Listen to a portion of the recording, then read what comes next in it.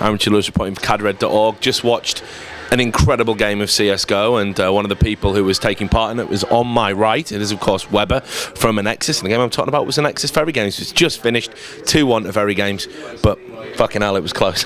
Yeah, it was pretty close. I mean, I feel like we should have taken the game, but we lost a 1v2 and a 1v3 against Scream and Smith, so we kind of screwed it up there, I think. Like, we could have taken it to overtime or maybe even won the game before it even got to 15-11 or whatever it was, so we should have won the map and taken the game, really. But did you have any realistic expectations of kind of coming in and winning the event? I know you've had another kind of roster change recently, and Lewis is obviously Husey, will be coming back from a very prolonged period out of not playing. So, I mean, were you guys treating this as more of a boot camp, or did you really have a strong desire to win? Well, we knew we could take Very Games down. Like, we did it with Josh on last weekend, so we knew we could take him down. We beat him on Dust 2 again pretty comfortably, and obviously we felt like we could beat Very Games, and we should have beat Very Games. Like, we knew that NIP would be a hard game. Obviously, they're the best team in the world, so we went. I don't think we would have beaten NIP, but we should have beat Very Games. Like, it's just really frustrating. Well, I mean, you can't have been thinking that on Nuke, because, I mean, that was horrendous. I mean, obviously, it's their map, yeah? Everyone knows Very Games and Nuke go together like, peaches and cream, right? So, but at 16-1, I was like, wow, a Nexus are done. Yeah, well, we made a mistake, I guess, picking Nuke. Like, we had the choice of Mirage or Nuke, and we felt like we'd be stronger on Nuke. Obviously, that wasn't the case, but we're not so good on Mirage and we're not so good on Nuke, so it was just either like basically the best of the worst, and we chose wrong, basically. Was it a case of choosing wrong? I mean, obviously the scoreline would suggest that, but I mean, were Very Games just, incredible? I mean, or do you feel you made a lot of mistakes? We just don't have a strong T side, I don't think. Like, we could obviously lock down CT, but obviously it didn't reflect when it was 16-1, but we just don't have the teamwork yet to, like, if something goes wrong mid-round, we don't have that teamwork or the cohesion just to say, like, stop and then just reflect and then just do something off of it.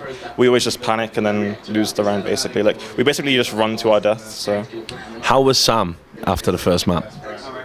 Pretty calm, just usual. Well, not usual, but I mean, like, there was no difference before the game. Just obviously there was no like in-game tension or between the players. It was just like, well, we've just lost 16-1. We can't really do anything about it, and we tried to bounce back on Dust 2, which we did. So like we knew we could beat them. It was just not on Nuke, I guess.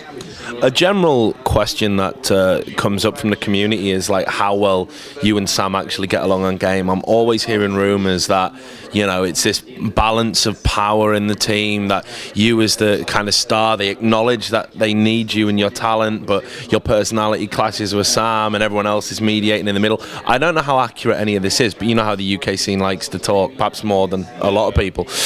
What's it really like, honestly? Obviously, I'm not gonna lie. Say like we do have our tension. There's tension there, and like we do argue. Like probably more so than like ever. Like we do argue, and like we just try and think about it and just take a step back and just think like should we really be arguing over this? Like it always seems to be over petty things that we can obviously just fix without shouting at each other, and like that's all it is. Like there's no need to actually argue, so to speak. It's just we just do because obviously the tensions are high and we both want to win. So. Do you think, like, I know, again, the other thing that's often said about you, and I don't know how true it is anymore. I think it might have been true at one point. I don't know if it is now. But is that you have, kind of this colossal ego about your ability. And I guess you kind of need a little bit of strut and swagger, especially in the UK scene where everyone's looking to score points off you when you're not playing at your best. So, I mean, do you think that's true about you, or do you think that's an unfair criticism? Well, I'm not gonna lie. Back maybe a year ago or two ago, like when I was in MTW and so to speak, like yeah, I had an ego. Like I obviously it may come across. I can't just say like it wasn't just ego, it was just being confident. But like obviously I did have an ego, and like it obviously put me into bad positions. Like I argue with people and other things like that. Like I did have a pretty big ego, but I think I've calmed down a lot now. Like I realize you need to be level-headed to get anywhere in the game. So it's just basically that. Like. Yeah. Well, What about how you're finding CS:GO? Because I mean, there's no doubt about it. I would say at the point when CSS died as a competitive entity, you were probably one of the strongest rifle players in the world at that given juncture, and definitely the strongest. Probably outside of early games. It took you a while to find your form in CS:GO, but you really seem to have nailed it now, and you've had some great rounds here already. Is it just a case of you putting more practice in? Have you just got more finely attuned to the game? Have the updates helped you? I still think I'm like 50% of what I could. Like I could be a lot better in CS:GO. I don't think I've adapted that well to it. Like obviously I was a lot better in Source, so I think I need to play a lot more, and I still need to like adapt to the new gear that I'm obviously playing with, like the Razor, Death Adder, and whatever. So I'm just trying to get used to the new gear, and it's obviously not so bad, but obviously I know I can play a lot better, so that's why that obviously like contributes to me not having like such a huge ego as well, because I don't always play. Like if I was playing the best all the time, then I would like obviously it would go to my head, and I'd be like, wow, I'm really good, like no one can beat me. But like I like it keeps me level-headed, basically playing not as well as I know I can, sort of thing. And what about Lewis? Let's get a young upstart's opinion on an old returning veteran. I was amazed. I'll be honest. I'm sorry, Lewis. I didn't think he was going to do a lot since he come back. I thought he was one of the standout players actually for your team, and I probably shouldn't have doubted him, a man of his pedigree. What's your take on it? I mean, do you think he played really well? Were you surprised? Yeah, he had a really good round, which pretty much took the game for us on Dust 2, the 1v3 clutch. It was really good. He's always just consistent. I think that's what he is. Like he's always consistent, and then when you need him to step up, he'll just step up, and obviously the 1v3 clutch shows that. So I think he needs to play a lot more to obviously get back to his like top Source form. But like he still has it basically. Like he still has the. Like he knows Counter-Strike, so he just has to get used to the new recoil and stuff like that. Do you think there's less pressure on you now, having somebody with that kind of one-bullet aim and that crisp accuracy? Do you feel a bit more like it's okay, I can afford to miss a few shots now? Does it help relax you? Not really. I always know I need to hit shots. Like I always put myself in the position on the map, say on T or CT, where I need to get my kills. If I don't get the kills, then we can lose the round, basically. Like I'm always the get right, so to speak. Like I'm always coming from behind. Like if I get my 1 kill, 2 kill from when they're rotating, then we can just take the round, basically. So yeah, I didn't really answer your question. No, you didn't. Would you like another go? Or are you happy with that one? I'm happy. Okay, we'll leave it there. Right, so let's talk about the tournament overall. Now, obviously, I know it's what have you got now? Do you have another game now that you're at? Yeah. We're at it, so yeah, that's what I thought, and I think that kind of sucks in a way. Like ESL, it's the only thing that's wrong with this tournament. Like we want some double elimination games. So I mean, okay, well let's get your pundits head on. Obviously, NiP aren't the all-conquering people that they are now, but they still kind of are.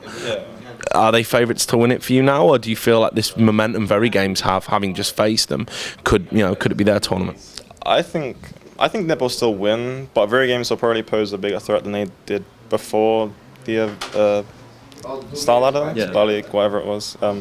Like NiP will still comfortably win, but I think Very Games will have a lot more confidence knowing that NiP can lose. They're not like unbeatable, so to speak.